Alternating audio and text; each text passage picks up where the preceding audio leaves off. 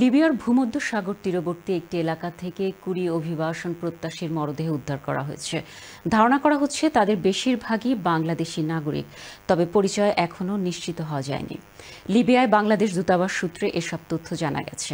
দূতাবাসের ফেসবুক পেজের একটি পোস্টে বলা হয়, লিবিয়ার পূর্বাঞ্চলে ভূমধ্যসাগরের বেকরা তীর থেকে গত দুদিনে বেশ কয়েকজন অভিবাসীর মরদেহ উদ্ধার করা হয়েছে বলে দূতাবাস বিভিন্ন সূত্রে জানতে পেরেছে। স্থানীয় উদ্ধারকারী কর্তৃপক্ষের মতে, অভিবাসন প্রত্যাশীদের একটি নৌকা ভূমধ্যসাগরে ডুবে যাওয়ার পর এসব মরদেহ বেকরা তীরে ভেসে এসেছে। দূতাবাসের ওই ফেসবুক পোস্টে আরও জানানো হয়, উদ্ধার হওয়া মরদেহের মধ্যে বাংলাদেশি নাগরিক থাকার আশঙ্কার কথা বিভিন্ন সূত্রে জানা গেছে। শনিবার দূতাবাসের পক্ষ থেকে জানানো হয়, এসব মানুষ কোন দেশের নাগরিক তা এখনও নিশ্চিত হওয়া যায়নি। তবে স্থানীয় রেড ক্রিসেন্টের ধারণা তাঁরা সবাই বাংলাদেশের নাগরিক। আর যে স্থান থেকে মরদেহগুলো উদ্ধার করা হয়েছে সেখানে যাওয়ার অনুমতি এখনও পায়নি দূতাবাস। অবৈধভাবে ভূমধ্যসাগর পাড়ি দিয়ে ইউরোপে ঢোকার অন্যতম একটি পথ লিবিয়া।